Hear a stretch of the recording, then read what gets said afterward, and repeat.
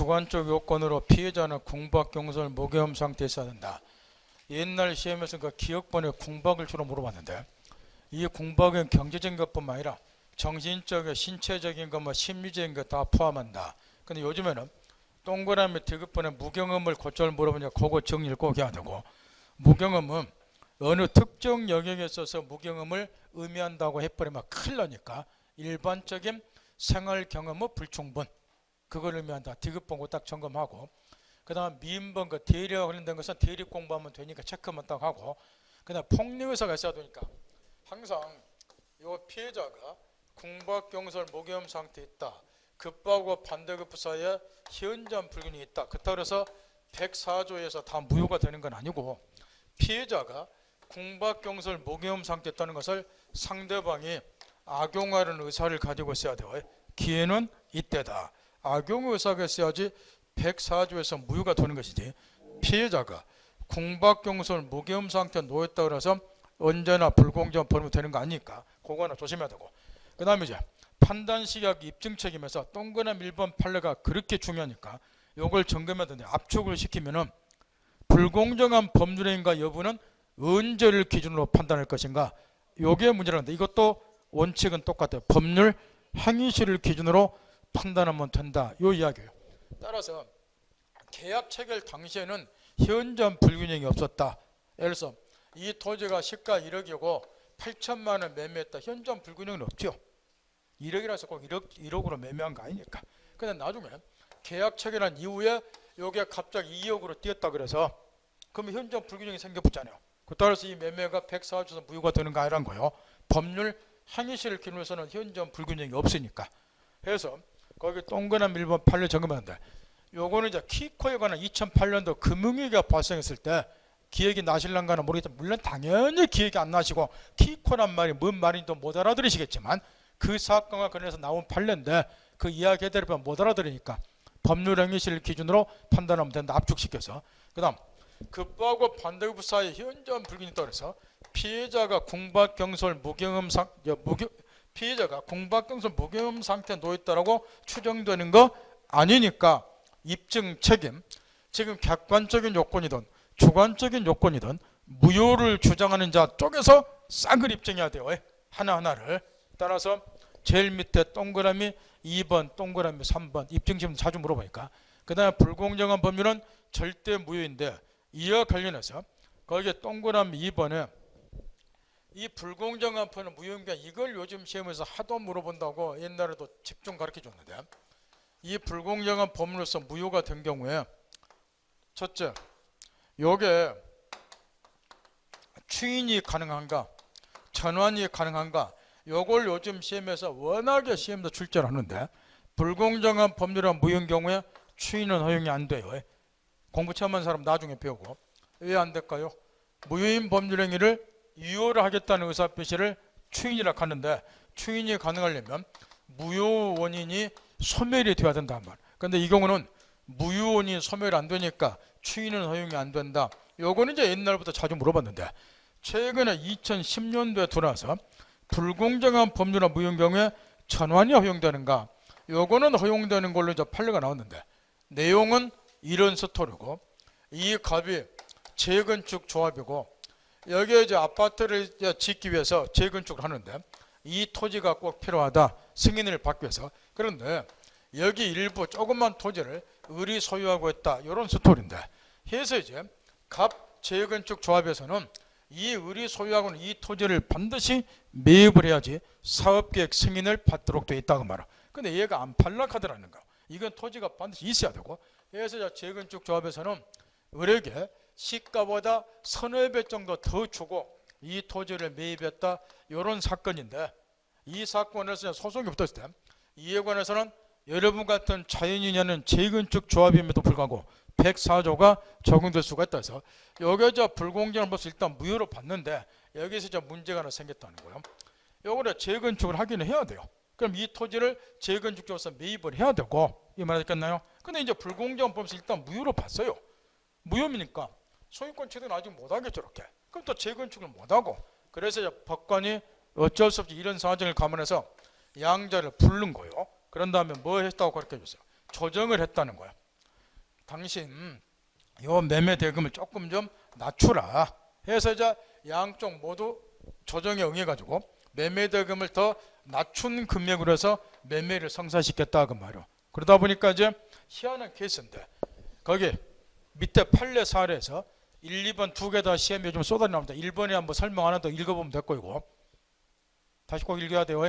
요즘 하도 나오니까 2번 판례가 요거라고 말 이렇게 이게 지금 재건축 사업자과 관련해서 지금 칠판에 사례처럼 이런 경우에 104조에서 무효가 되더라도 매매대금을 적정 금액으로 뭐해서 감액을 시켜서 감액 요거는 이제 법관이 양자를 조정을 한 거예요. 요거 재건축해야 되니까 적정 금액으로 감액을 시켜서 계약을 무엇으로 하자 유효를 하자 해서 무효행위 전환에 관한 법리는 적용될 수가 있다. 요 판례가 나왔는데 요게 요즘 시험에 쏟아져 나오니까 그 후에 추인은 안 돼요. 그거하고 비교해서 꼭 정리를 해야 되고 공부 처음 사람은 나중에 무효할 때 배우기를 하고 뒤에 넘겨서 법률행위에서 다시 한번 집중하자는 거. 지금까지 우리는 이제 뭘 공부를 했느냐. 이 법률행위 목적과 관련해서 효력요건 4가지를 쭉 줄기 위주로 중요한 거 위주로 검토를 했어요. 목적이 확정돼야 되고 실현 가능해야 되고 적법해야 되고 사회적 타당성이 있을 것.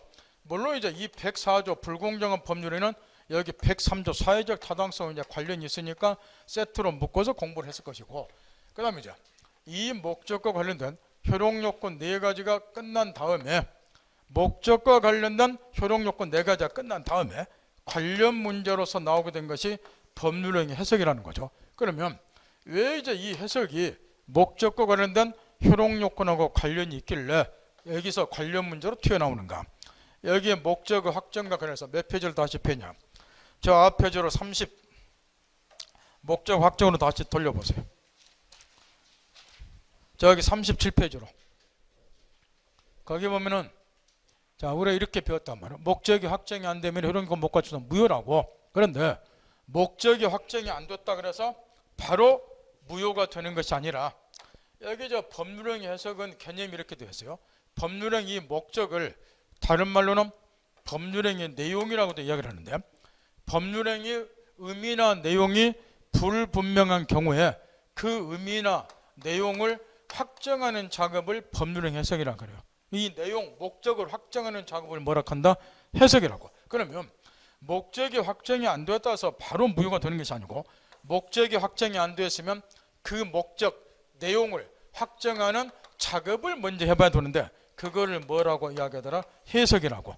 따라서 해석을 통해서도 목적을 뭐 할 수 없을 때 확정할 수 없을 때 비로소 무효로 돌아간다는 거예요. 이 말한테 끝나요? 따라서 거기 목적을 확정해서 마지막 구절이 중요하냐 그걸 딱 점검하고 법률행위 해석에 의해서 확정할 수 없는 경우에 비로소 뭐가 된다? 무효다. 따라서 법률행위 해석은 뭐하고 관련이 있다?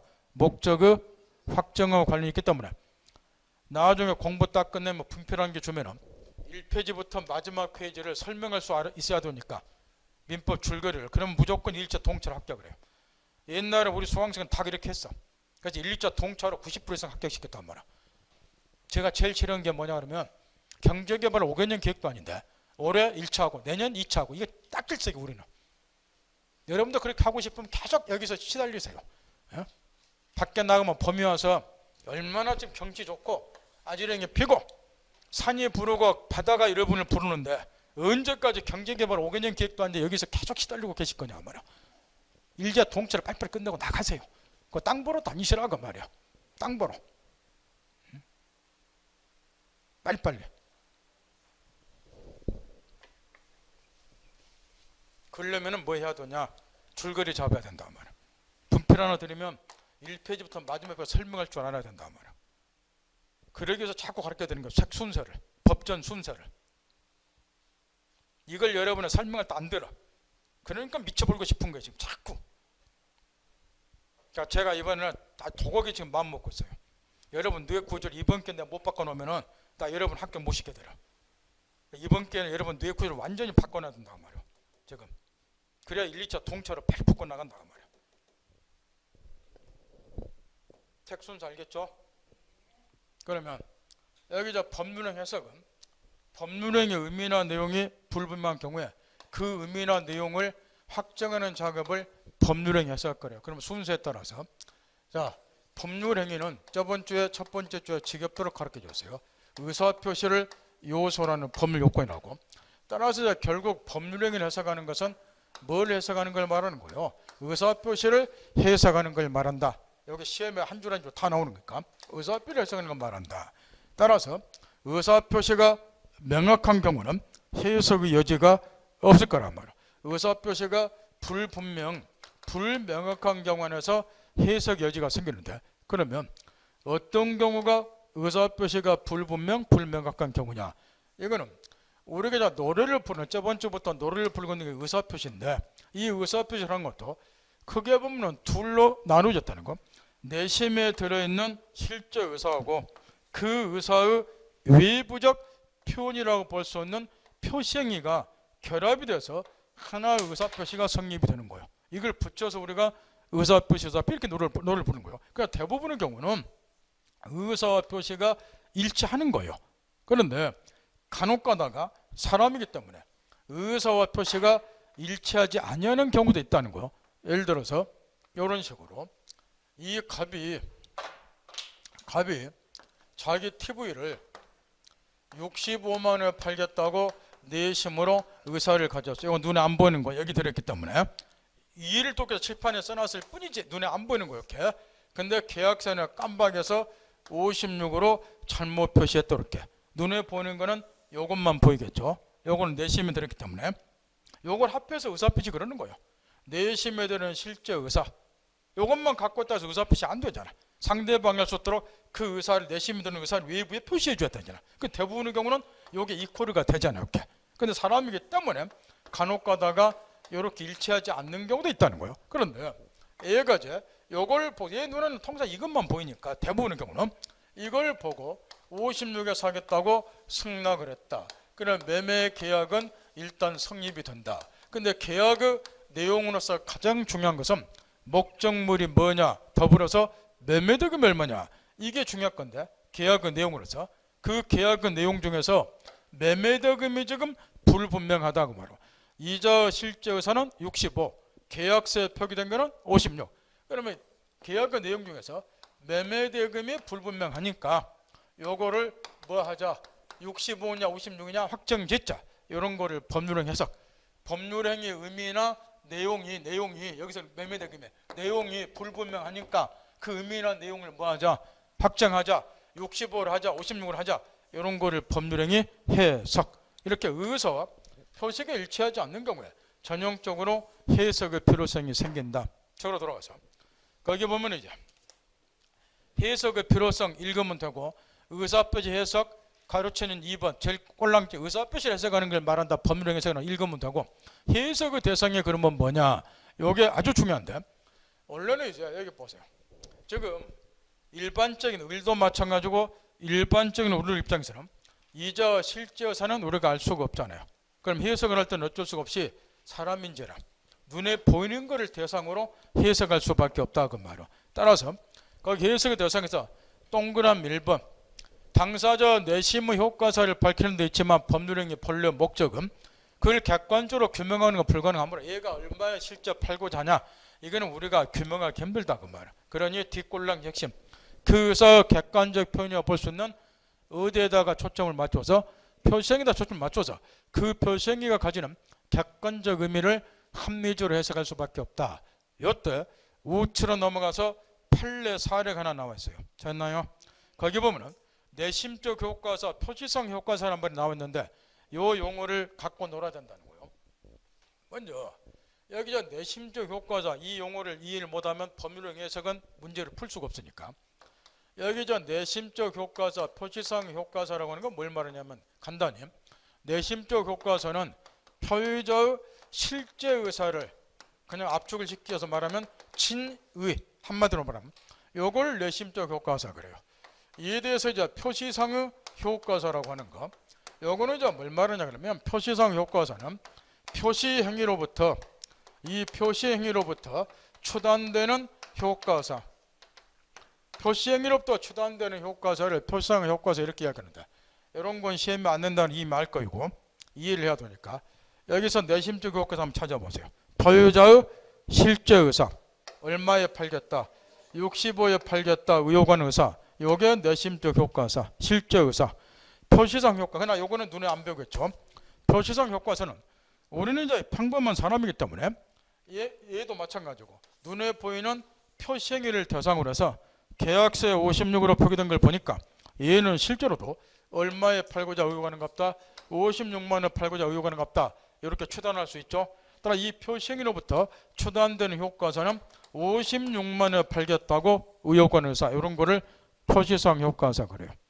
이해할 수 있겠나요? 그러면 거기 이제 판례가 아주 중요하니까 지금 의사표 혈색에 있어서 당사자 진정한 의사를 알 수 없다면 그거는 되게 알 수가 없는 거예요. 요거는 내심에 들어있기 때문에 진정한 의사를 알 수 없다면 의사표시의 구성 요소가 되는 것은 표시상 효과사를 말한다. 표시행위로부터 추단 효과사. 일반적인 사람은 눈에 보이는 이걸 대상으로서 역으로 추단할 수밖에 없기 때문에 따라서 표의자가 가지고 있던 내심적 효과사가 아니므로 당사자 내심 의사보다는 일부러 표시된 행위에서 추단된 의사를 가지고 해석하면 상당하다. 이 표시행위를 대상으로 해서 역으로 추단한다는 거 해석한다는 거는 그 아까 그 앞에 써진 내용이 이 판례 내용이라고 말할게. 그런 다음에 이제 지금부터 있는 대로 집중을 하는 거예요. 여기 이제 법률 해석 관련해서는 해석의 방법이 요즘 시험에 주로 나오는데 여기 이제 해석의 방법이 크게 이제 세 가지 방법이 있다는 거예요. 하나는 자연적 해석 방법이라고 하는 게 있고, 하나는 규범적 해석이 있고, 하나는 보충적 해석이 있는데 지금부터 있는 대로 집중해야 돼요. 저번 시간에 가르쳐드린 법률행위 목적의 적법성이라는 거 배웠죠. 강형법 기반한 거는 무효다, 의무법 기반한 건 유효다. 요게 시험을 떠나서 왜 중요하다고 그렇게 줬나요? 실무에서 워낙에 중요하기 때문에 계약서 작성할 때 그걸 가르쳐 줬어요. 여기 법률행 해석도 마찬가지요. 실무에서 그렇게 중요하다면 시험을 떠나서도 여기 법률행 해석 문제가 따라서 이해를 잘해두라는 거예요. 나중에 계약서 등을 쓸 때 꼭 참고하고. 먼저 자연적 해석 방법은 표의자의 진의, 실제 의사가 뭐냐, 유시간 표현을 빌리면 내심적 효과사가 뭐냐, 요걸 탐구해서 해석하는 방법을 자연적 해석 방법, 요리 이야기를 해요. 입에서 이거하고 이제 DB가 되는 것이 규범적 해석 방법인데, 요거는 의사 표시가 일치하지 않는 경우에 표시된 대로 법률행위의 성립을 인정하는 해석 방법을 규범적 해석 그래요. 그러면 이걸 일단 개념을 정확히 갖고 놀아야 되니까 외우라는 소리 아니에요. 외워봐야 문제 못 풀어요. 따라서 이 사례를 놓고 칠판의 사례를 놓고서 이런 식으로 시험에 물어보니까 외우면 안 되고 자유자재로 갖고 놀아는 거예요. 지극히 이제 드문 케이스지만 아까 이런 소리를 계속했어요. 이 사람도 마찬가지고 우리도 평범한 사람이기 때문에 이자의 실제 의사는 알기가 상당히 어렵다고 그 이야기를 계속했죠. 근데 간혹 가다가 이자의 내심적 효과사, 실제 의사를 상대방이 아는 경우도 있어요. 예를 들면 이게 저 TV 매매다 보니까 이 갑의 의라고 사전에 계약 교섭 과정을 거쳤어요. 충분히 설명을 해줬어요. 내 TV는 2017년도식 최신형이기 때문에 반드시 65만 원을 받아야 된다. 최하 금액이다. 이게 누누이 계약 교섭 과정에서 설명을 해줬다고 말이에요. 그런 다음에 카탈로그에도 65로 금액이 기재가 되었고, 근데 날라온 계약서에만 56으로 표기가 됐다는 거야. 누누이 얘가 65 이하는 안 된다고 설명을 해주는데, 그러면 상대방 쪽에서는 이자 실제 의사를 알고 있겠죠. 여기 56은 65만 원의 명백한 오기 잘못 기재한 거다 그 말이야. 따라서 이런 경우처럼 상대방이 표의자의 내심적 효과사를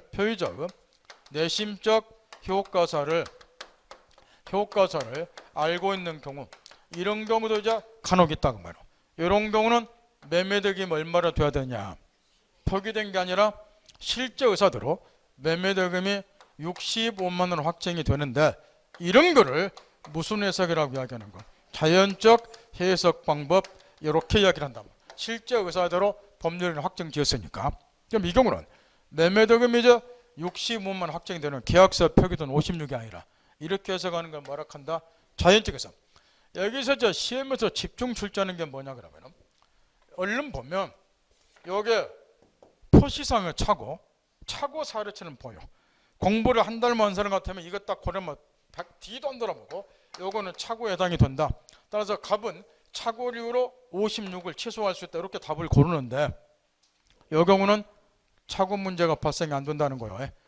요즘에 법률형 해석하고 차고와의 관계를 시험에서 집중적으로 출제를 하기 때문에 그 관계를 점검을 꼭 해야 되는데 이 자연적 해석의 경우는 차고 문제가 발생될 여지가 없다 그 말이에요.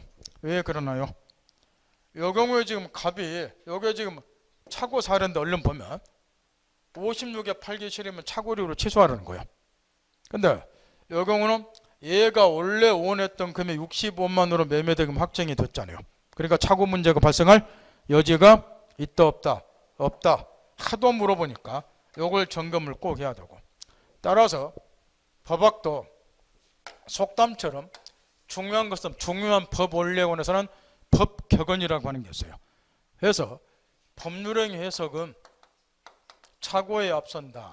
이게 유명한 법격언이라고 말이에요. 외형적으로 볼 때는 차고 사례처럼 보이는 경우에도 차고 문제가 발생하지 않는 경우도 많이 있다. 그 대표적인 것이 어떤 경우다.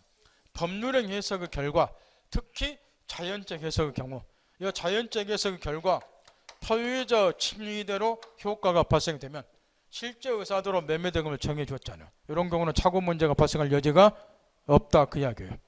요걸 하도 물어보니 요걸 잘 깨우쳐라고 말이에요. 그 다음에 두 번째로 이런 경우는 이제 아까 같은 특수한 케이스고, 대부분의 경우는 상대방이 표유자의 반대로 내심적 효과자를 안다 모른다, 내심적 효과자를 모르고 있겠죠. 이런 경우는 반대로 매매대금 어쩔 수가 없어요. 눈에 보이는 대로 56만 원을 확정이 됐건데 이해하고 있나요? 그러면 의사와 표시가 일치하지 않는 경우에 표시된 대로 법률의 성립을 인정, 이런 것을 무슨 해석이라고 그래요? 규범적 해석이라고 이야기를 한다고 말할게. 그러면 이렇게 이제 규범적 해석의 경우는 매매대금이 이제 50만 원 딱 확정이 됐어 이렇게. 그러면 얘는 원래 내심으로는 65만 원에 팔겠다고 의사를 가졌는데 표시된 대로 매매대금 확정이 되니까 얘는 경제적으로 불이익을 입죠. 이렇게 팔면은 불리하다는 거. 따라서 이런 경우는 소유자의 경제적 불이익을 면하도록 하기 위해서 우리 민법 109조에 뭘 두고 있는 거예요? 차고에 하는 의사표시는 뭐 하시라? 취소하라고. 딱 요걸로 팔기 싫으면 취소하라 그 말이렇게.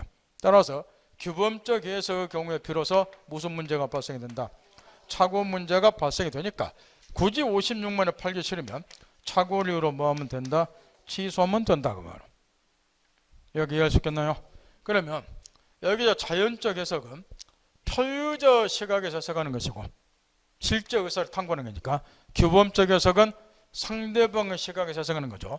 상대방 눈에 보이는 거는 뭐만 보이기 때문에 표시된 것만 보이니까 상대방의 시각에서 표시된 대로 법률 성립 인정한다. 따라서 자연적 해석은 표유자 시각에서 해석하는 거고, 규범적 해석은 상대방의 시각에서 해석하는 거고. 저로 돌아가서 거기 자연적 해석에서 의 있고 동그라미 2번 차고 배제, 차고로 취소 뭐한다? 자연적 해석은 점검 딱 하고 집중 출제를 하니까. 그 다음 적용 범위, 특히 이제 상대방 없는 단독인을 저번 주에 가르쳐 줬는데 상대방 없는 단독인은 논리적으로 규범적 해석을 할래 할 수가 없죠. 왜냐? 규범적 해석은 누구의 시각에서 하는 거예요? 상대방의 시각에서. 따라 상대방이 없는 경우는 논리적으로 규범적 해석 할 수 없으니까 그런 거는 시험에 내려놓고 집중적으로 시험에 나오는 것이 5표시 무해 원칙이에요. 밑에 방가로 23번에 보면 여기에 시험에 쏟아 나오기 때문에 개념을 장황하게 써놨는데 다 실도 없고 뜻풀이 그대로 해보세요. 5표시 여기 한자로 이렇게 써요. 옛날에는 그 로만 말을 번역해 줬는데 아이고 다 그런 거 하면 요즘 수강생들 다 도망가 보니까 거기 가로 열고 닫고 그 영 아니에요. 로만 말 번역해서 가르쳐 줄 수는 없고 한자로라도 옛날 수험생들이 참 여러분보다 나이는 더 많고 옛날 수험생들은 나이 많은 사람이 많았으니까 학력은 더 낮았지만 지금 생각하면 그분들이 너무 그리워. 참 똑똑했어. 정말로. 제가 잘 쓰는 말이 그거예요. 인간의 지적 수준은 학력 졸업장에서 나오는 거 아니라고. 지적 수준은 졸업장에서 나오는 게 아니라 어디서 나와요? 독서에서 나오는 독서에서. 예? 대학물 먹으면 뭐예요? 예? 책을 안 읽으면 지적 수준이 천박하게 이를 데가 없는데, 옛날 수험생들은 초등학교 4년 중퇴하고 옛날엔 돈이 없으니까 상급밖에 중학교도 못 갔어요. 중학교에 한 군 한 개나 있고 그랬으니까. 그래서 초등학교 그 졸업하고 농사 짓고. 근데 이분들이 책 읽고 그러니까 지적 수준이 엄청 뛰어나. 요즘 대학교 나온 애들보다도. 이분들은 일자 동차로 합격하는 걸 당연한 듯이 생각을 했어요. 나이도 많고 그렇지만.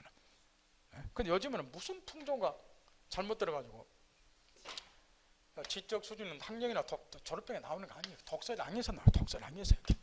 그럼 우리 상층부 애들이 보면 알잖아요. 에? 역대 대통령 생각해 보세요. 고등학교만 나온 대통령 두 분 있었는데 그분들이 우리가 알기는 지적 수준이 제일 뛰어나다고 백성들 알고 있잖아요. 그러니까 졸업장이 뛰어난 졸업장이 엄청나게 좋은 사람은 우리가 또 알고 있잖아요. 토론에도 대답도 못하고 버벅거린다는 거를. 그분이 또 두 분 계셨잖아. 97년도에 한 분 계셨고 나라를 이상하게 만들어봤고 또 최근에도 논란이 많이 있고. 졸업장에 나오는 거 아니에요. 독서량에서 나오는 거. 인간의 지적 수준은. 따라서 그냥 한자로 뜻풀이라도 한번 해보자면 로마말을 못 가르쳐 드렸고, 오표시 표시를 잘못했다 그 이야기요. 무해 표시를 잘못했다 하더라도 계약에 해를 끼치는 건 아니다 그 이야기니까 거기 밑에 방가로 23번 다 무시해버리고, 당사 오표시 무효원칙이라 하는 것은 당사자의 진위가 일치하면, 자 뜻풀이 진위가 일치하면 딱 전제하고, 당사자 진위가 일치하면 오표시 표시를 설사 뭐 하더라도 잘못하더라도 그 이야기죠. 오표시니까. 그 다음에 뭐를 끼치지 못한다? 아무 영향이 없다. 해를 끼치지 않는다. 영향이 없다는 원칙을 오표시 무효원칙. 당사자 진위가 일치하면 표시를 설사 잘못하더라도 아무런 영향이 없다는 원칙. 이쁘게 포장하면 이에 관한 모델이던 판례가 뒤에 보면 시험에 아예 쏟아져 놓는 판례가 54페이지 제일 위에 판례요.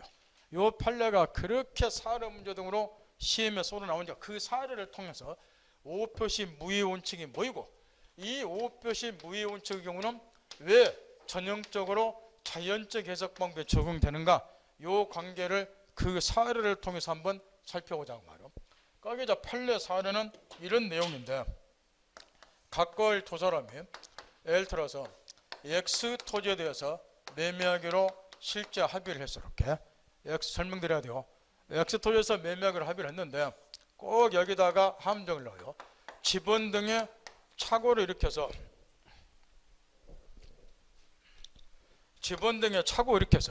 옆에 붙어있는 Y 토지를 계약서의 목적물로 잘못 표시를 했고, 더 나아가서 Y 토지에 대해서 매수내일의 등기 전을 받았어요. 그러면 이 두 사람 사이의 부동산 매매에 있어서 가장 중요한 계약의 내용이 목적물이 뭐냐, 특히 부동산의 경우는 이게 아주 중요한데, 이 경우는 실제 합의한 토지는 X토지, 계약서에 표기된 것은 Y토지, 둘 중에 어떤 것이 목적물이 되어야 되는가. 이 경우도 법률행위 의미나 내용이 불분명하잖아요. 내용 중에서 뭐가 불분명해요? 목적물이 불분명하잖아요. 그럼 해석을 통해서 확정지어야 된단 말이에요. X토지냐 목적물이 Y토지 이렇게. 근데 이 사건과 관련해서 오표시 무효 원칙을 우리 판례가 적용시켰단 말이에요. 이 두 사람은 X토지를 매매하기로 원래 합의를 했잖아요. 이처럼 진이가 일치가 되면 설사 뭐 하더라도 오표시 계약서에 잘못 표시하더라도 이 계약에는 아무 영향을 미친다 못 미친다? 못 미친다 그 이야기요. 그러니 당사자가 실제 합의한 대로 목적물은 무슨 토지가 된다? X토지로 확정이 된다. 이 이야기란 말이야. 그러니 보세요. 지금 목적물이 X토지로 확정이 됐다는 것은 당사자의 실제 의사대로 목적물 확정이 됐고, 이런 거는 우리는 조금 전에 자연적 해석이라고 공부를 했다고 말이에요. 그죠? 따라서 오표시 무효 원칙에 적용되는 경우는 전형적으로 실제 의사대로 이렇게 목적물 확정, 자연적 해석이 반사적으로 적용이 된다. 이런 이야기예요. 그러면 이 사례를 이제 푸는 것과 관련해서 하도 이 사례 등이 나오니까 일단은 Y 토지에 대해서 의뢰에게 등기인이 있다고 하더라도 이 등기는 원인 무효가 되고, 목적물은 X 토지니까 따라서 을은 갑에게 X 토지에 대해서 소유권 이전 등기 청구하면 되고, 목적물은 이제 X 토지로 성립이 됐으니까, 따라서 이제 꼭 묻는 것이, 지금 Y 토지에서 을에게 등기 넘었다 하더라도 을은 Y 토지에 대해서는 소유권 취득을 못하겠죠. 무효니까. 그러면 꼭 묻게 돼 있어요. 이 Y 토지에 대한 등기를 가지고 있다 보니까 다시 제3자에게 Y 토지를 매각을 했을 때 제3자 병이 Y 토지에 대한 소유권 취득하는가, 요걸 일단 또 집중 묻게 돼 있고, 묻는 이유는 시간 중에 직역도로 가르쳐준 부동산의 경우에 공실원칙 인정되는가, 요것 때문에 우리 법제상으로는 일단 부동산의 경우는 공실원칙 인정이 안 되니까 공시방법 신뢰한자가 보호가 안 되겠죠. 따라서 얘는 Y 토지에 대한 소유권 취득을 못할 것이고, 공실원칙 때문에 이걸 묻게 돼 있고, 그 다음에 이제 또 한 가지 집중 묻는 것은 여기 예문에 지번 등의 착오를 껴서 Y 토지를 계약세 목적물 잘못 배쳤다. 착오란 말을 콕 집어넣어요. 그 다음에 이제 핵심으로 묻는 것이 갑은 착오를 이유로 취소할 수 있는가, 요걸 묻게 됐는데 이 경우는 착오 문제가 발생이 안 돼요. 왜냐? 자연적 해석의 결과 당사자 실제 의사대로 X토지가 목적물 확정이 됐잖아요. 원래 사고 파기로 한 게 X토지이기 때문에 이걸 착오로 취소할 필요가 없잖아요.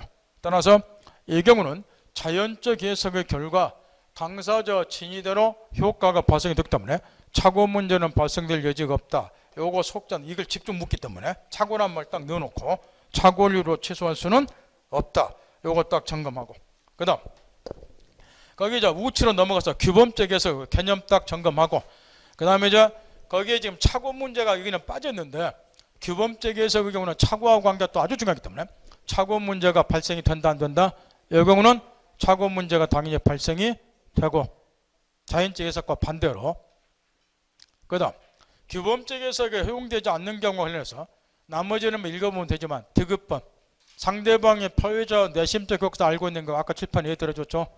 내심적 효과를 알고 있는 경우는 자연적 해석, 실제 의사를 알고 있으니까 사례 나올 때 안 틀리도록 조심하고, 그 다음 밑에 판례 사례에서 규범적 해석의 예가 나왔는데 그 중에서 압도적으로 중요한 것은 2번 판례인데, 규범적 해석의 경우 요거는 이제 판례를 지금 얘가 반토막을 지어놨는데 책에 써나가 이 판례가 우리 시만 7, 8번 나온 판례인데 내용은 이런 거예요. 지금 이 갑의 을하고 계약을 딱 체결했어요. 예컨대 매매 계약을, 행위자는 갑이라고 말해요. 매매 계약 체결한 행위자는 요게 이제 상대방이고, 그런데 여기서 문제는 뭐냐 그러면 계약 체결한 행위자는 행위자는 갑인데 얘가 자기 이름으로 매매했다 그러면 시험에 낼 게 없어요. 얘가 당사자로서 권리면 얘가 가지면 되니까. 그런데 얘가 타인 명의로, 예컨대 예의 명의로 계약을 체결했다고 말이에요. 그럼 명의는 A, 계약 체결한 자는 갑, 행위자는. 이런 경우에 이 매매 계약의 내용으로서 또 중요한 것 중 하나가 당사자가 명의인이냐 행위자냐, 이런 게 중요한데 여기서는 이제 명의인은 A, 계약처는 행위자는 갑, 이게 다르다고 말이에요. 이러다 당사자를 누구로 볼 것인가 해석을 통해서 또 확정을 지어두는데, 이와 관련해서는 우리 판례가 먼저 이렇게 이야기를 한다고 말이에요. 우리 판례가 행위자하고 상대방하고 두 사람은 일단 이거를 여러 번 시험에서 물어봤는데, 행위자하고 상대방 두 사람은 일치하는 의사가 있으면 일치하는 의사에 따라서 당사자를 확정을 지어라고 말이에요. 이렇게 하는 거를 우리는 무슨 해석이라고 방금 가르쳐줬어요. 자연적 해석. 이 법률형 해석도 순서가 있어요. 1단계로 일단 자연적 해석을 하고, 왜 이게 중요하냐 그러면 법률행위가 뭔지 저번주 특징을 가르쳐줬어요. 법률행위를 하면 당사자가 뭐 안 받으러 의혹 안 받으러 법률권을 발생을 시켜요. 따라서 할 수만 있다면 가급적이면 당사자의 진정한 의사를 탐구를 해서 실제 의사를 탐구해서 그 의사대로 효과가 발생되도록 해줘야 되니까 그런 해석을 무슨 해석을 해요? 자연적 해석. 1차적으로 자연적 해석 하는 거야. 근데 이거는 사실상 어렵다고 말이야. 실제 의사를 탐구하는 거니까. 그러니까 자연적 해석이 불가능하면 2차적으로 이제 상대방의 시각에서 무슨 해석을 하는 거. 규범적 해석. 그래서 이 판례가 이렇게 나왔다. 일단은 행위자하고 상대방 일치하는 의사가 있으면 일치하는 의사에 따라 당사자를 확정을 하되, 2단계 두 사람, 행위자하고 상대방은 일치하는 의사가 없으면 이제 무슨 해석이 해야 돼요?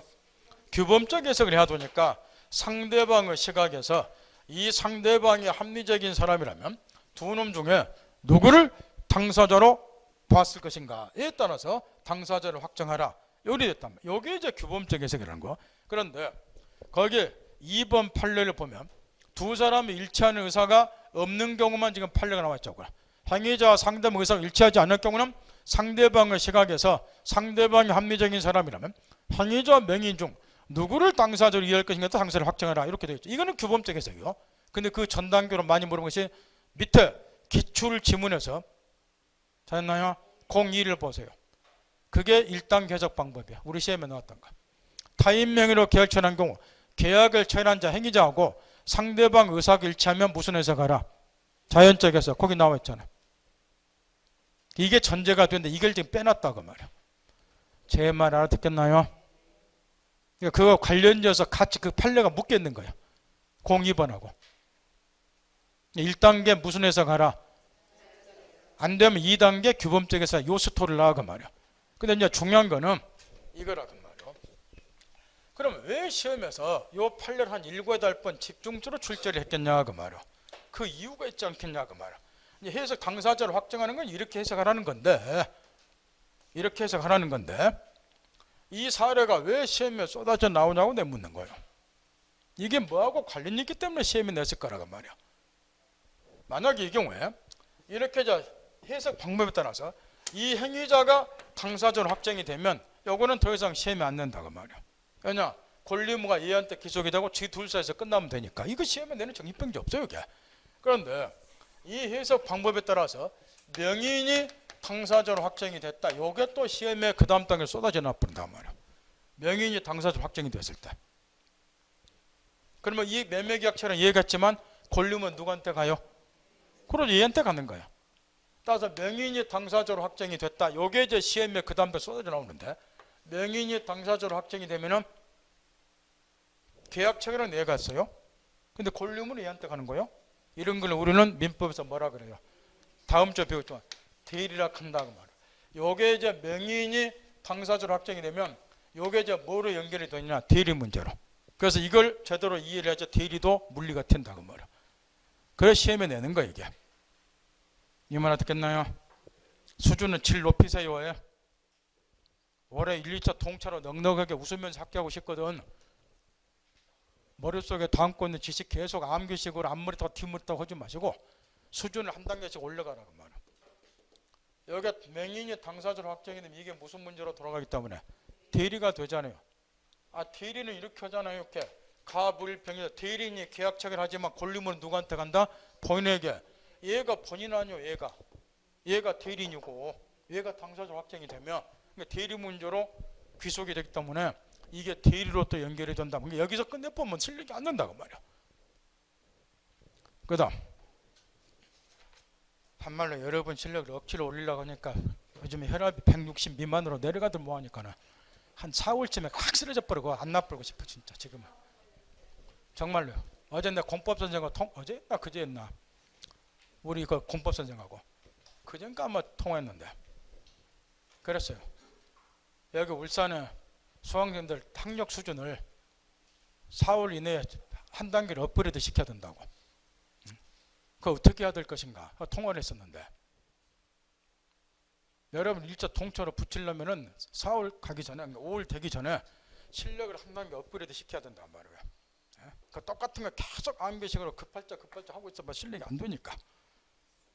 그래서 둘이 좀 독심을 묵었는데 공법 선생이야 혈압이 안 높으니까 상관이 없는데 우리는 지금 혈압이 160 미만으로 내려가려 뭐하니까 뜨근뜨근 해가지고 머리는 터져버려 그러지.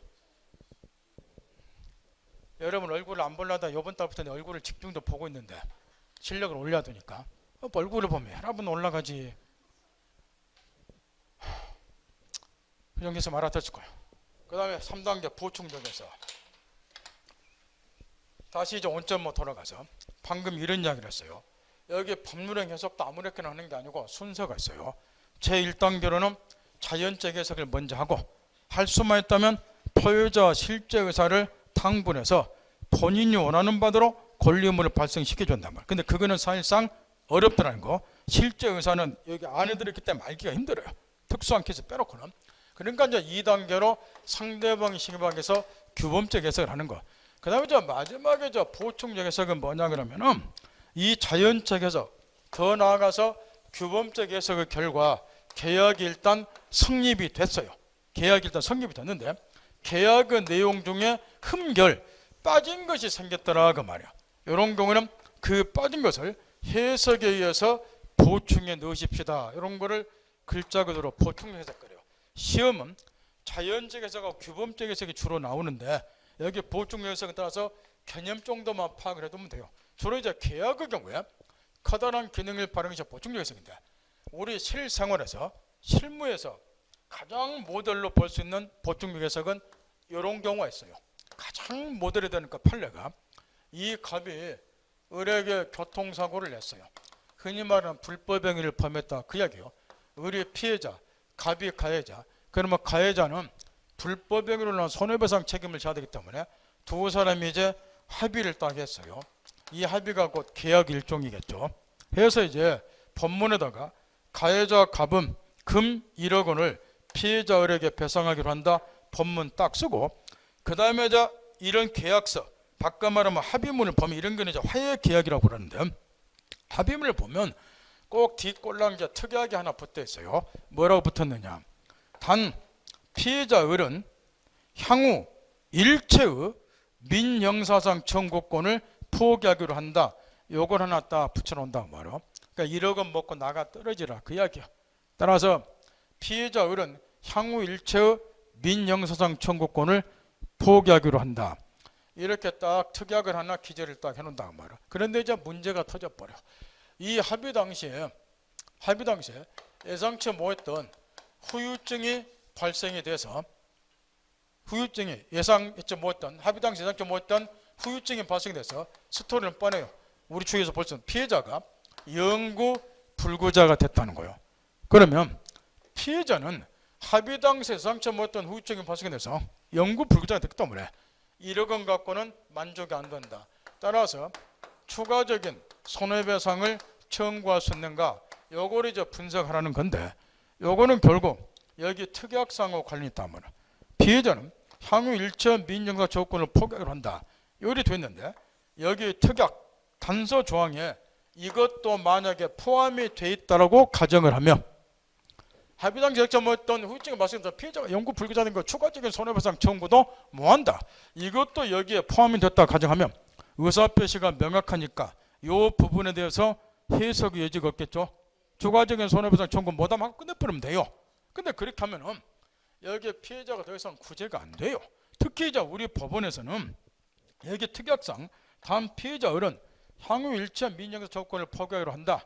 여기 포기한다는 말은 예상 가능했던 거에 안에서만 포기한다는 거지.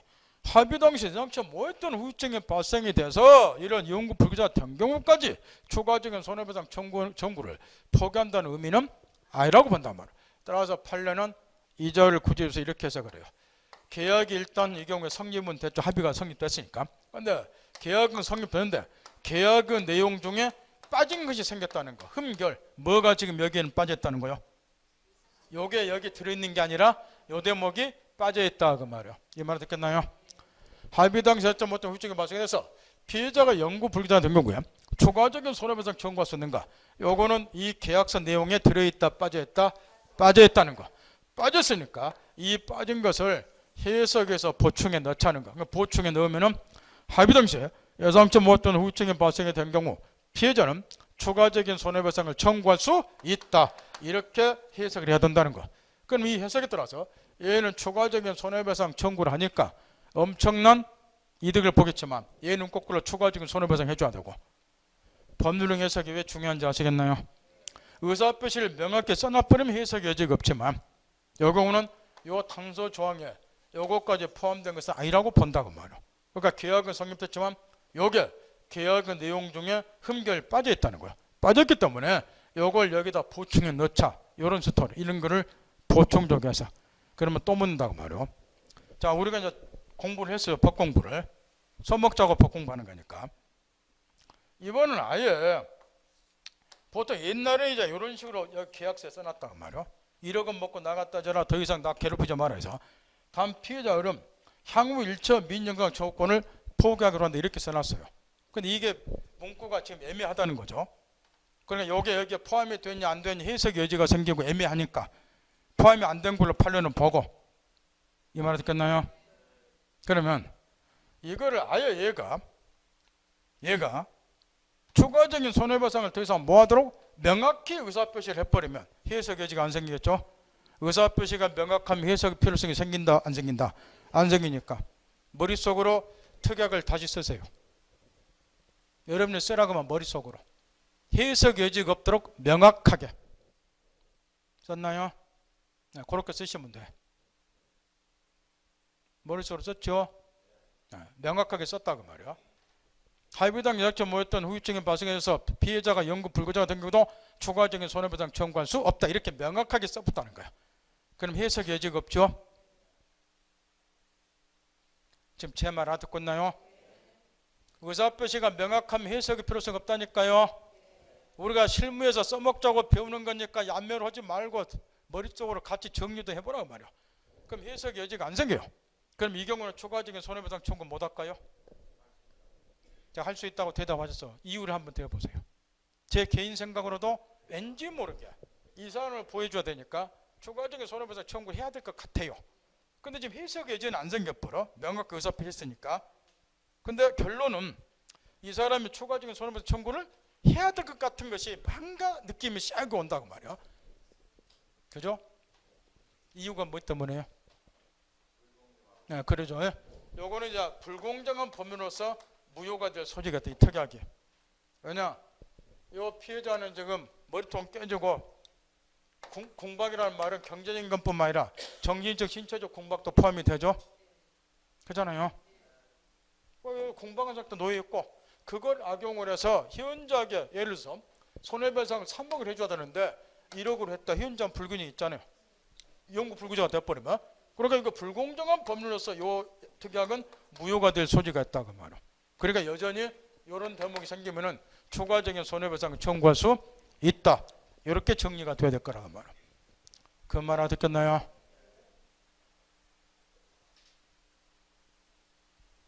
그 정도 했으면 알아들었을 거예요. 얼마나 법률 해석이 중요한가를. 그 다음 거기 해석의 표준과 관련해서 요거는 이제 뭐 묻고 있냐 그러면은 법률을 해석할 때는 뭘 참작해서 해석하면 됩니까? 그 참작 사유를 묻는 거예요. 거기 열과 4가지 사유를 참작을 해서 방금 가르쳐준 3가지 해석 방법에 따라서 해석을 하면 되는데 옛날에는 해석의 표준도 간혹 시험이 냈는데 요즘에는 해석의 방법 꺼낸 게 주로 판례가 해서 중요하니까 방법이 나오지만 몇 가지만 짚고 넘어가자 말이야. 먼저 해석의 표준과 관련해서 뭘 참작해서 가냐. 먼저 두말할 것도 없어요. 당사자가 기도하는 목적을 첫 번째로 참작을 하는 건데 이유가 있어요. 법률행위라고 하는 것은 당사자가 의혹한 바에 따라 효과를 발생을 시키죠. 그죠? 그러니까 가급적이면 당사자가 기도하는 목적이 뭔가를 참작을 해서 그 기도하는 목적이 합치되도록 해석을 하라는 거예요. 법률행위 특징상. 이건 당연한 거예요. 따라서 첫 번째 고려대상 당사자가 기도하는 목적에 합치도록 해석하라는 거예요. 두 번째 사실은 간섭. 요거는 이제 거래 가능을 말하는데 두 번째는 이제 거래 가능을 참작 해석하라는 거. 이거는 상식적인 이야기야. 우리나라 백성들이 법은 잘 몰라요. 그래서 무엇은 또 무지하게 가오잡고 살아. 자기가 어떤 영역에 업무에 오랫동안 종사하게 되면은 그 영역에서 행해지는 거래 관행은 자기가 대한민국에서 제일 잘한다고 가오는 무지하게 잡아. 그죠? 우리가 계약 체결 때 뭘 주로 참작해서 계약 체결 많이 한다는 거예요. 우리나라 사람들이. 그 계약에 체결된 장소라든가 그 다음에 무엇을 참작해서 거래 관행 등을 참작해서 계약 체결을 많이 하죠. 그러니까 계약의 의미나 내용이 불분명하면 뭘 참작해서 해석을 하라는 거예요. 그 거래 관행을 참작해서 해석하시면 됩니다. 그런 의미예요. 거기 사실은 간섭은 거래 관행을 말한다. 그게 상식적인 이야기야. 이때 어디 가서 또 망신 안 사도록 여기 이제 간섭하고 간섭법을 좀 구별할 줄 알아야 되는데 간섭하고 간섭법을 여기에 관습하고 뒤에 법자도 관습법은 전혀 다른 거예요. 여기에 관습 또는 관행이라고 하는 거. 이런 것도 이제 옛날에 물어봤는데 요즘에는 이제 기초로 다 안다고 생각하니까 잘 안 물어보지만 혹시나 어디 가서 관습하고 관습법도 구별 못 해가지고 어떤 사람이 당신 누구한테 민법 배웠었고 제 이름 대버리면 저 개 망신사니까 그런 차원에서 가르쳐 드린다 말이야. 모르면은 저한테 배웠다고 절대 이야기 좀 하시라고 말이야. 저는 다 가르쳐 드렸는데 본인이 모르놓고 나한테 배웠다 하면은 여러분 상상 이상으로 저 망신사 버려. 저도 그래요. 어디 가서 기초적인 거 물어봤는데 모르면 누구한테 배우고 왔냐고 내가 물어봐요. 그럼 제가 속으로 씩 웃어요. 그 새끼 나쁜 새끼인데 그러고. 여기 관습 또는 관행이라고 하는 것은 우리 중고등학교 때 배웠던 거 개념을 떠올려보라. 관습 또는 관행이라 하면 어떠한 사항에 대해서 동종 행위가 누차 반복되는 상태를 관습 또는 관행 그래요. 문제는 뒤에 법자가 붙어있는 관습하고 관습 또는 관행하고 어떻게 틀리는가. 이러한 관습 또는 관행이 누차 반복이 되면 사회 공동체 구성원들이 이 관습 또는 관행을 뭐라고 확신을 해버렸냐. 이 관습은 조상되도록 계속 내려온 걸 보니까 뭐하고 똑같은 것이구나. 법이나 똑같은 것이구나. 당의 관습을 법이라고 확신을 한다 그 말이야. 법이라고 확신하게 되면 관습법이 된다는 거예요. 따라서 관습하고 관습법의 차이는 사회 공동체 구성원들이 당의 관습에 대해서 법이라고 확신하냐. 그러면 관습법. 법이라고 생각 안 하면 단순한 관습. 법적 확신 유무에 따라서 양자를 구별하는데 여기에 관습법은 글자 그대로 뒤에 법자가 붙은 줄 아시다시피 사회 규범 중에서 요거는 법의 일종이에요. 근데 단순한 관습은 법이 아니고 여러분이 잘 아는 도덕하고 똑같은 거예요. 법이 아니라 그 말이에요. 하늘과 땅만큼 차이가 있어. 따라서 거기 제목 앞에 관습 앞에 사실은 이렇게 수식구가 붙어있죠. 이거 하나 보면 합격 불합격 금방 알아버리는데 공부를 못하고 맨날 암기식으로 똥된적 볼못하고 외우고 다니는 사람은 그 사실은 관습 이렇게 외우고 다녀요. 그러니까 떨어지는 거예요. 사실은 왜 앞에 수식구가 붙어있을까요? 한번 해보세요. 뭐 때문에? 관습은 뭐가 아니다. 법이 아니라 단순한 사실에 불과하다. 법이 아닌 걸 강조하기 위해서 사실은 이 수식구가 붙는 거야. 그러니까 사실은 관습 이렇게 외우면 안 되고 그냥 이해하기 쉽게 거래 관행이라고 이해를 하라 그 말이야. 거래 관행 참작하면 해석하면 되니까 공부도 못한 사람이 외우지도 못하면서 사실은 관습 참작하면 돼요 이렇게 말해버리면 그냥 제가 지나가다가 낙방 도장 딱 찍고 넘어가 버려. 그건 전혀 이해가 안 됐다는 소리니까. 왜 사실은 수식구가 붙는지 알겠죠? 가장 큰 차이는 이런 거예요. 여기에 관습법은 법의 일종이기 때문에 민사재판에 있어서 관습법의 존재 유무가 재판의 전제가 되는 경우가 많이 있어요. 이런 경우는 그 관습법의 존재 유무에 관해서는 당사자가 주장 입증해야 될 것 같나요? 법원이 관습법의 존재 유무에서 직권으로 조사될 것 같나요? 참고적 힌트를 주면 재판을 받는 여러분보다 법원 또는 법관이 훨씬 법률 전문가예요. 따라서 관습법은 무엇 일종이니까? 법 일종이니까 관습법의 존재 유무는 여러분이 입증할 필요 없어요. 재판하는 법원에서 직권으로 조사하는 거예요. 근데 관습은 뭐가 아니기 때문에 법이 아니기 때문에 변론지 원칙에 따라서 재판을 받는 당사자인 여러분이 스스로 재판장 우리 사회를 이러한 관행이 행해지고 있는데요. 우리가 종사하고 있는 이 납품업체에서는 이러한 관행이 있는데요. 스스로 당사자가 입증해야 되는 거예요. 이해할 수 있겠나요? 그것만 껴쳐놓는 거예요. 그 다음 임의규정 하나만 내 물어봅시다.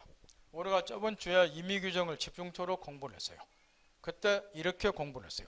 임의규정은 선량한 풍속이나 사일사와 관계가 없기 때문에 임의규정은 계약처는 당사자가 굳이 지킬 필요가 없다.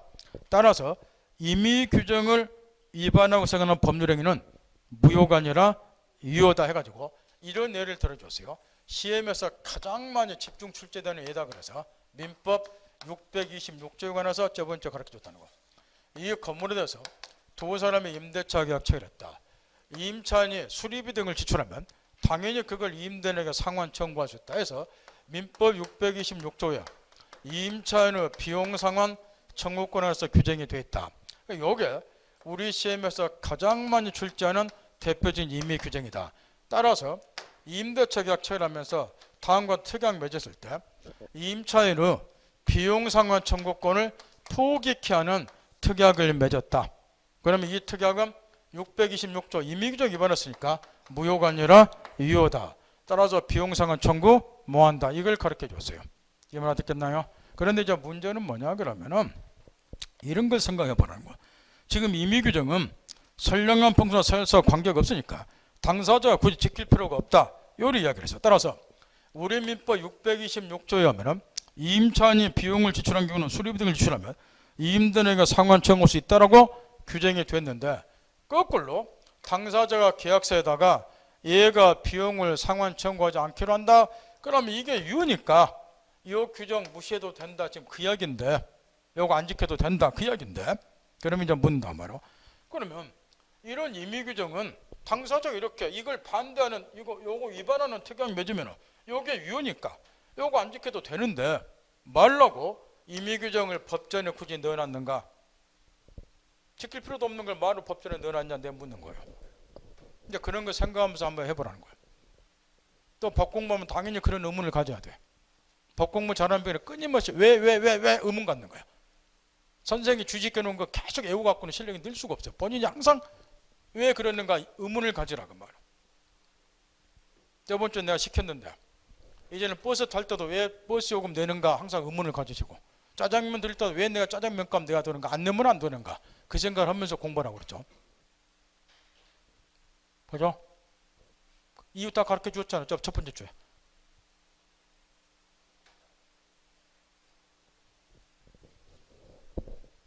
임의규정이 왜 필요할까요? 지킬 필요도 없는 거를. 응? 이게 써먹을 때가 있다는 거예요. 임의규정도 지킬 필요는 없지만 지금부터는 묻는다고 말이에요. 지금 이 당사자들이 계약 체결하면서 이렇게 이제 특약사항을 딱 기재하고 그러면 요 특약은 유효니까 비용상환 청구를 못해요. 그런데 우리나라 사람들은 법을 개 무시하고 사니까 이런 특약을 계약서 밑에다 기재한 사람이 별로 없다는 거예요. 제 말 알겠나요? 바꿔 말하면 임대차 계약 체결했을 때 임차인 임대인에게 비용상환 청구할 수 있냐 없냐 이런 거를 방금처럼 여기다가 명확하게 의사표시를 해놓는다 안 해놓는다. 안 해놓는 경우가 일반적이라고 말이에요.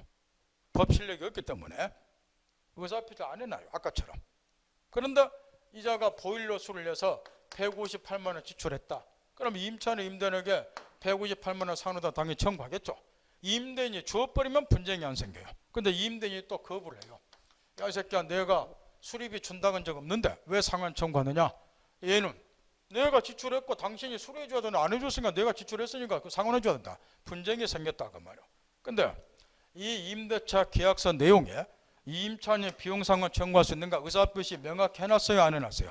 안 해놨어. 그러니까 또 해석 여지가 생기는 거야. 의사표시를 명확히 해놓으면 해석의 필요성이 안 생기지만 이제 해석의 필요성이 생겼죠. 어떻게 해석을 따라서 158만 원 상환 청구할 수도 있고 못할 수도 있다는 거예요. 해석하세요. 중개업자 이거 해줘야 되죠. 실무에서 이런 일들이 비일비재하게 발생이 돼요. 왜 그러냐 그러면 의사표시를 명확히 해놓으면 해석의 필요성이 안 생기는데 우리나라 계약서 보세요. 덜렁 딱 한 장이잖아. 계약금 문제, 중도 문제고 잔금 문제 준다 땡이잖아. 그래갖고는 당사자에서 생기는 분쟁을 다 해결 못해요. 그러니까 의사표시를 불분명하게 하니까 모든 분쟁상에서 해석 여지가 생긴다고 말이야. 자 이거 해석하세요. 어떻게 하느냐에 따라 돈 158만 원 왔다 갔다 해. 해석은 이렇게 한다고 말이야. 비록 임차인의 비용상환 청구와 관련해서 당사자 의사는 명확하다 불분명하다.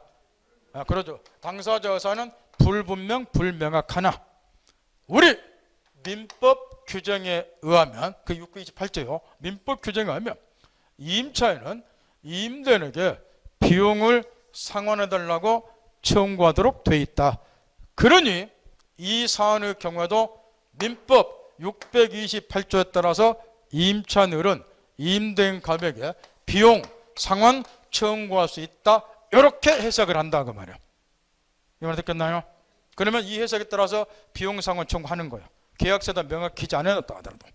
그러면 방금 저기 해석할 때 어떻게 해석을 했어요? 민법에 이렇게 규정이 돼 있으니까 민법 규정에 따라서 상환 청구할 때 이렇게 해석을 했죠. 이 민법 규정이 무슨 규정인가요? 임의 규정이잖아. 임의 규정이잖아. 따라서 제일 밑에 한 줄 읽으세요. 제일 밑에 의사표시가 없거나 의사표시가 뭐한 경우는 불명한 경우는 임의법규를 참작해서 해석하면 되는데 거기 쓰여 있잖아. 바로 이렇게 하는 거 임의법규를. 그러니까 임의규정은 당사자가 굳이 지킬 필요는 없으나 법전에 넣어놓은 이유가 뭐이다. 당사자 의사가 뭐 할 때 불명할 때 임의규정을 뭐 하시라고 참작해서 해석하시라고 임의규정도 넣어놓은 거예요. 이런 경우에 이런 628조 같은 임의규정이 만약에 법전에 없으면 비용상환 청구해서 있냐 없냐 해석할 때 엄청 난감한 일을 겪게 되겠죠. 그 말 알아듣겠나요? 따라서 집에 가서 꼭 다시 공부하세요. 임의규정을 지킬 필요가 없는데 선령관 풍선 사일사 관계없기 때문에 왜 법전에 넣어놨을까? 뭔가 쓸모가 생겨 넣어놓는다. 그 쓸모가 뭐이다? 당사자 의사가 불분명할 때 해석의 표준으로 삼으라고 임의규정을 참작해서 해석을 하고 법전에 넣어놨다. 그걸 이해를 하시라고 말이에요. 집에 가서 그 연구 잘 하세요. 실무에서 중개할 때 다 써먹어야 되니까 계약서 쓸 때. 그 다음 마지막으로 그럼에도 불구하고 법률형 해석이 참 난감할 때는 신의 성실 원칙이나 조리에 따라서 해결하면 되는데 그 조리는 사회 통념을 말해요. 이때 신의 성실 원칙이나 사회 통념 조리에 따라서 해석하는 대표적인 것이 예문 해석이 있는데 요즘에는 요게 좀 시험에서 뜸하지만 옛날에 이제 곧잘 물어봤던 게 요건데 우리가 2주 전에 계약법 공부를 할 때 부합계약을 내가 잠깐 가르쳐 줬죠. 부합계약. 요즘에는 이제 시대가 이제 바뀌다 보니까 이 기업 측에서 사업자가 보통거래 약관을 미리 작성해 놓고 이 약관에 의해서 계약의 내용이 정해지도록 계약을 체결하는 경우가 많이 있는데 보험계약, 은행계약, 전기수도 가스를 공급받는 계약, 여행계약, 분양계약 요즘에 대부분의 계약이 이런 약관에 의해서 계약의 내용이 정해지더라. 이런 거를 부합계약. 여기에 이제 종래 사회 문제가 많이 됐죠. 이 사업자, 기업 측에 작성한 약관이 사업자에게 일방적으로 유리한 내용으로 되어 있고 소비자에게는 고객한테는 불리하게 됐다 보니까 이 부합계약으로부터 소비자들의 피해를 많이 입고 그래서 이제 사업자, 기업을 상대로 소송이 붙게 되면 이 피해자를 구제해주기 위해서 여기 나와 있는 예문 해석이라고 하는 걸 함으로써 피해자를 구제해줬다는 거. 그럼 예문 해석은 뭐냐? 여기 사업자에게 일방적으로 유리하고 거꾸로 말하면 피해자에게 일방적으로 고객에게 일방적으로 불리한 내용의 약관은 단순한 예문에 불과한 것으로서 견본에 불과한 거란 말이에요. 예문에 불과한 것으로서 소비자를 구속하는 구속력이 없다. 이런 게 소비자를 구속하면 무엇에 반한다는 거야? 신의 측에 반한다. 조리에 반한다. 그런 이야기예요. 그걸 예문에서 그래요. 언제 또 튀어나올지 모르니까 알고는 있어야 돼. 생활 상식으로도. 뭐 말인지 알아들었나요? 요즘에 시험이 좀 뜸하다 보니까 설명할 때 벌써 머리는 그래 너 혼자 취재라 나는 아직 들을 준비 안 됐다 하고 지금 눈빛 보니까 전부 그러고 듣고 있던데 제발 오래 나왔으면 좋겠어요. 그 다음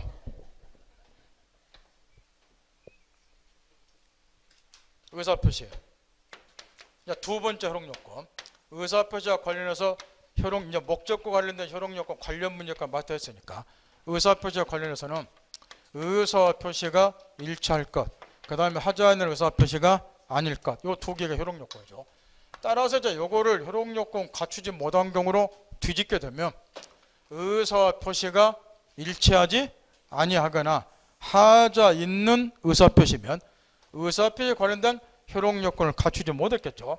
우리 민법은 이 의사표시와 관련된 효력요건을 갖추지 못한 경우로서 의사표시가 일치하지 않는 경우 전문 숫자 다 외워야 돼요. 107조의 진위 아닌 의사표시에 관해서 108조의 허위표시에 관해서 그 다음에 109조의 착오에 관해서 규정을 해놨다는 거. 그래서 비진위표시, 허위표시의 착오가 의사표시와 관련된 효력요건을 갖추지 못한 경우로서 의사표시가 일치하지 않는 경우고 하자 있는 의사표시다 하는 것이 민법 110조 저번 주부터 계속 예를 들어주는 사기, 강박에 관해서 110조의 규정을 해놨어요.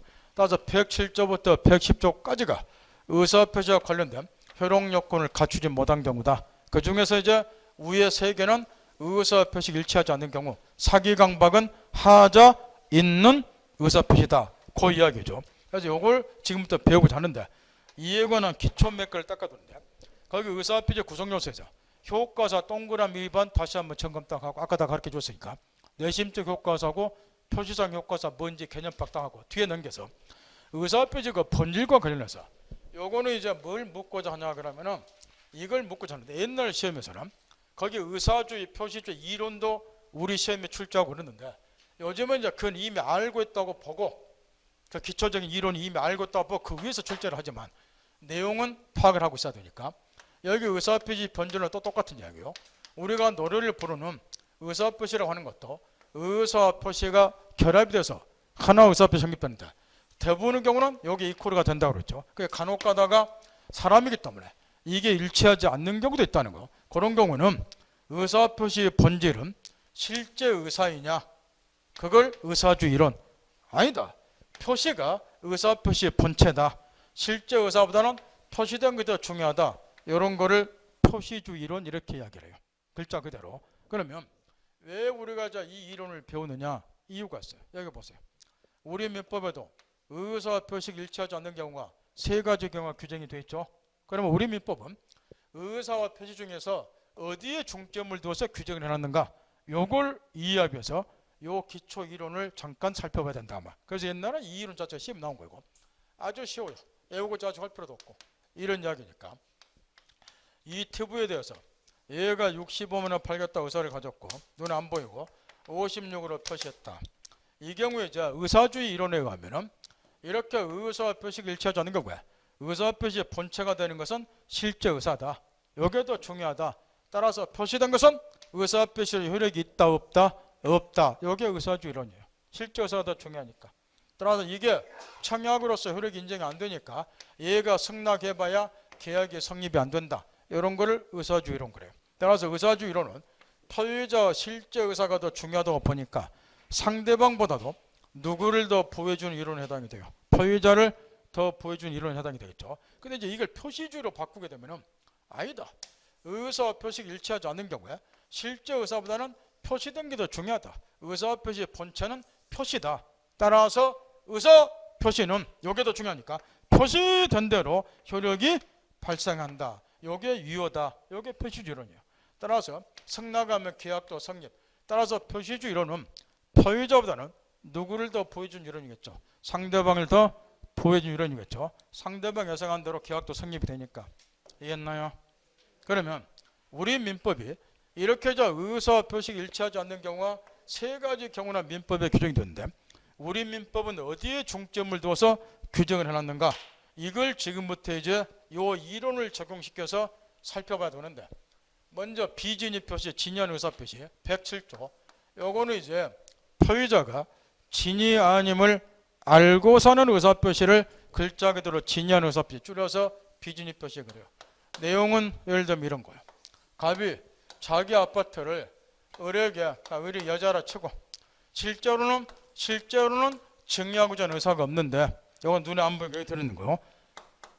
얘를 꼬시기 위해서 아파트를 공짜로 주겠다, 증여 의사표를 했다. 진의, 증여하지 않겠다, 눈에 안 보이고, 표시는 증여하겠다. 따라서 증여하겠다, 요게 글자 그대로 뭐에 해당이 돼요? 진이 아닌 의사표에 해당이 되겠죠. 그러면 두 사람 사이에 분쟁이 생긴다. 얘는 A한테, 물론 분쟁이 안 생기면 법원에 갈 일 없겠지만, 얘는 A한테 나는 실제로는 증여하고자 하는 의사가 없다, 너를 꼬셔보려고 갓다리로 증여했다, 그러니 못 주겠다. 얘는 야 이 미친놈아, 내가 네 실제 의사를 어떻게 아냐, 너는 나한테 증여하겠다고 의사표 했으니까 당연히 공짜로 줘야 된다. 분쟁이 생겼다. 우리 법은 다음같이 되어 있다. 법은 상식이다. 우리 상식에까지 해결하세요. 여기가 둘 중에 누구를 일단 보여줄 필요가 있겠죠. 우리는 평범한 사람이다, 그런 항상 염두에 두고. 여러분이 공부할 때 보면은 아주 모순된 행동을 많이 해요. 우리는 나같이 평범한 사람은 내가 시간 중에 그렇게 이야기를 하는데, 마치 특수한 사람인 것처럼 묘상한 사고를 해버려. 이런 실제 의사를 마치 알아보는 것처럼 항상 사고를 해. 여러분 그런 특수한 사람 아니잖아요. 예? 요것밖에 모르잖아 우리 평범한 사람은. 그죠? 그 다음에 두 번째, 여러분이 빨갱이를 그렇게 싫어하면서 법공부할 때 빨갱이 사고를 해버려. 사회주의 사고를. 우리는 자본주의 체제에서 살고 자본주의 법을 배우는 건데, 예? 그렇게 미안한 빨갱이를 왜 그렇게 사고를 하냐고 말이야. 법공부할 때는. 법공부의 자본주의는 항상 give and take야. 준 만큼 가져오는 것이고, 그잖아요.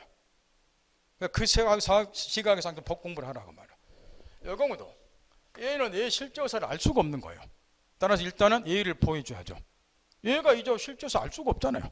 용언밖에 모르잖아요. 이 입장에서는. 그럼 일단은 상대방을 보여줘야 되니까 107조 1항 법문 진의한 의사표시는 표시된 대로 효력을 발생한다. 이게 유효다 그 말. 그러니까 실제와 날 이렇게 해서도 줘야 된다 그 말이야. 상대방을 일단 보여줘야죠. 이게 우리 상식이라고. 근데 지금 얼굴을 보면 동의 안 하고 있잖아. 예? 무슨 특수한 얘가 실제 의사를 아는 것처럼 해갖고 엉터리 같은 사고를 하고 있잖아 지금. 왜냐? 평소에 이런 사고 체계가 전혀 안 됐다는 거야. 그냥 비진입표시 원칙 외에 뭐 요것만 외우고 다녔지. 한 번도 생각 안 해보고 살았던 거야 지금까지 공부하면서. 그러니까 제가 하는 말이 동의를 안 하고 있잖아요. 얘 보여줘야 되잖아요. 안 그래요? 따라서 비진입표시는 원칙 유효. 따라서 실제 의사와 달리 얘를 꼬시겨서 증여의사표를 했더라도 줘야 된다고 말이야. 따라서 원칙이 유효니까 보세요. 의사표시가 일치하지 않는 경우에 의사표시는 표시된 대로 효력이 발생이 됐죠. 이런 이론을 방금 뭐라 그렇게 줬어요? 표시주의. 표시주의. 따라서 일단 우리 민법은 표시주의 이론이 입각해서 유효다 이렇게 되어 있어요. 그런데 두 번째 107조 1항 단서에 보면은 사람은 또 이런 경우도 있어요. 일반적으로 보통 사람의 경우는 이자 실제사를 알 수가 없기 때문에 얘를 일단 보호를 해줘야 되지만 둘이 만났어요. 나이트클럽에서 피자 프로끼리 눈만 보고 알아버려요. 이 새끼 나 꼬시려고 그러는구나. 여러분 알아들었나요? 이런 것도 배제 뭐하니까 107항 단서에 상대방이 표의자 이 증여사 표시가 표의자 진위가 아니라는 것을 상대방이 알았거나 알 수 있었다. 이런 경우도 있을 수 있다고 말이야. 이때 알았다. 요거를 법률 용어로 악이라고 표현하고 어떤 사정을 알고 있는 걸 악이라고 그러니까. 그다음 법조문에 알 수 있었다. 이런 문구가 자주 나오는데 알 수 있었다 이 말은 주의문을 게을려서 알 수 있었음에도 불구하고 알지 못했다 그러니까 과실이 있다. 이렇게 이제 시험에서는 표기가 되는데 이런 경우는 상대방 보여줄 필요 없잖아요. 따라서 이런 경우는 진의한 의사표시는 뭐로 돌린다? 무효. 이게 이 녀석의 진의가 아니란 것을 얘가 알았거나 알 수 없다. 그러면 얘 보여줄 필요 없기 때문에 이런 경우는 진의한 의사표시는 뭐이다? 무효. 따라 너 줄 필요 없다는 거예요. 그럼 보세요. 의사와 표시가 일치하지 않는 경우에 실제 의사를 중시해서 표시된 것은 효력이 있다 없다? 없다. 요거는 무슨 이론 입각에서 무효가 됐다는 거예요. 의사주의 입각에서 무효다 그 이야기죠.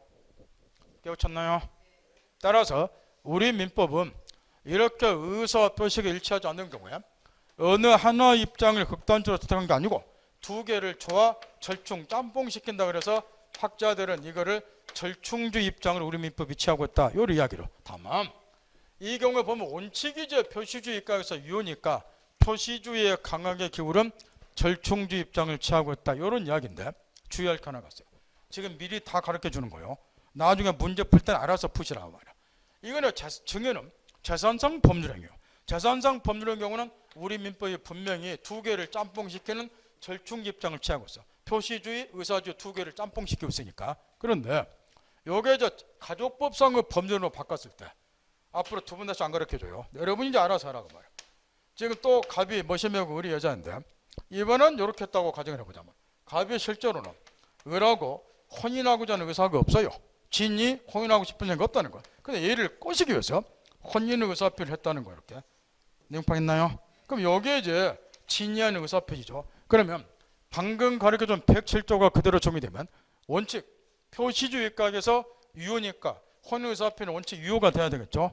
그럼 얘는 혼인할 의무가 생겨요. 그럼 혼인을 반드시 해야 될 건데 이런 혼인과 같은 가족법상의 법률의 경우도 우리 민법이 이런 절충주의를 취하고 있냐 그 이야기인데 혼인과 같은 가족법상의 법률의 경우는 민법 책 읽다 보면 이 말이 자주 나와요. 당사자의 진위가 절대적으로 중시가 되는 거예요. 가족법상 법률은 정말로 얘가 이 여자하고 혼인하고 그런 의사가 있냐 없냐 이자 진위가 절대로 중시되는 것이 가족법상의 법률행위라고 말해요. 근데 실제로는 혼인 의사가 없죠. 그럼 실제 의사를 중시해서 표시된 것은 효력이 있다 없다? 없다. 무효다. 그리고 혼인할 필요는 없다. 이렇게 된다는 말이에요. 요 증여와 같은 재산상 법률하고 반대로 따라서 가족법상의 법률행위는 절충주의가 아니라 실제 의사를 중시하는 뭘 채택하고 있다? 의사주의를. 거기에 보면 절충주의 민법 입장에서 우리 민법은 표시주의에 가까운 절충주의를 취하고 있다. 통설. 그 다음 우측에 넘어서 동그라미 2번. 당사자 진위가 절대적으로 존중되는 가족법상 행위, 신분행위. 요거는 절충주의가 아니라 의사주의가 채택되었다. 외우지만 안 되고 이제 시험에 나오면 알아서들 푸세요. 저 다 가르쳐 들었으니까. 이거 알겠나요? 요 경우에 물론 이 녀석이 소형물은 참 괘씸해요 이게. 예? 그렇다고 해서 이게 걔 돼지도 아닌데. 예? 요 규정을 정리시켜 혼인이 어차피 유효니까 너 이거 결혼해야 된다? 이거 걔 돼지도 아닌데. 실제는 혼인 의사가 없는데. 나쁜 거는 나쁜 대로 비난의 여지는 있지만 우리 법에서는 요 실제 의사를 중시해서 요거는 이제 무효로 보니까 혼인할 필요는 없다. 옛날에 이제 형법상 이를 혼인병자 간음죄로 형사처벌했지만 혼인병자 간음죄도 폐지가 됐죠. 간통죄보다 더 먼저 폐지가 됐어요. 그래서 그 형사처벌을 못하고 요즘에 이런 아들이 있으면 되게 뭐로 처벌되던가요? 신문에 보면 이 새끼가 뭔 짓거리를 같이 해. 이 상태에서 머무르면 처벌받을 일이 없어. 혼인병자 간음죄 없어졌기 때문에. 근데 꼭 뭔 짓거리 하잖아. 못난 새끼는 못난 짓거리 또 한다고. 사기도 치잖아. 혼인한다고 꼬셔가지고 돈도 뺏어가잖아. 그러니까 요즘은 얘가 사기죄로 처벌 많이 받잖아. 그죠? 그러니까 민법에서는 의사주의가 채택되었으니까 무효다. 이제 알아서 하셔야 돼요. 그런 다음에 이제 의사표시 불일치. 첫 번째 진연 의사표시. 의인안의 동그라미 1번 여기 보세요. 이 진연 의사표시를 거기 보면 심리유보라고도 한다. 그런 말이 있었는데 제일 밑에 동그라미 1번에 왜 심리유보라고 하는지 이제 설명해도 아시겠죠? 여자 실제 의사는 뭐 했다? 자기 실제 의사는 심리 마음속에 유보시켜 놓고 실제와 달리 표시했다. 그래서 심리유보. 그 다음에 뒤에 넘겨서 요건 여기 보세요. 의사표시 일치 안 해야 돼요. 의사표시 일치 안 하는 건 항상 전제가 되어 있으니까. 그 다음 그 불일치를 표의자는 알고 있겠죠. 실제와 달리 표시한다는 거를. 그 다음에 이런 진연 의사표시를 하게 된 이유나 동기는 물을 필요가 없고 여기서 시험에서 물어보는 것은 첫 번째 요건이 의사표시가 존재할 것. 저번 주에 가르쳐 줬어요. 의사표시가 존재해야지 그 다음에 의사표시가 일치하냐 불일치하냐 그걸 따지는데 의사표시는 국어시간 아니에요. 그러니까 말하는 것이 의사표시 아니에요. 따라서 거기 그 예에 들어놓은 거 법적 구성력에는 명백한 농담이나 교수가 강의에서 견본으로 음수표를 교부했다 이런 거는 의사표시가 아니라고 그랬죠. 뭐 연극배가 대사한다든가 이런 거는 의사표시가 아니기 때문에 의사표시가 일치하냐 불일치하냐 따질 필요가 없죠. 비진입 표시 문제가 안 생겨요. 물어보면 그 첫 번째 요건이나 물어보니까 의사표시 개념 다시 한번 점검 따가시고 말하는 거 아니라고 저번 주에 집중 주식해 줬네요. 국어 시간 같으면 의사표시는 말하는 걸 말하겠지만 제 말 알아듣겠나요? 그 다음 그 밑에 내려가서 이제 동그라미 2번에 진위에 관한 판례가 시험에 한 10번 나왔을 거예요. 진위란 뭐냐? 진위한 의사표니까 그 판례 점검을 잘해야 되고 거기 동그라미 2번에 진위와 관련된 판례가 그 밑에 판례 사례에서 1번으로 연결된 거예요. 1번 판례까지 그 구절구절 물어보니까 동그라미 2번은 뭐 진위란 뭐냐 판례 나와있죠. 그 판례 이어서 판례 사례 1번 그리 연결됐으니까 따로 놀면 안 되고 연결지어서 구절구절 물어보니까 같이 사고를 해야 되고 진위 개념하고 밑에 판례 사례 1번하고 좀만 쉬었다 가죠.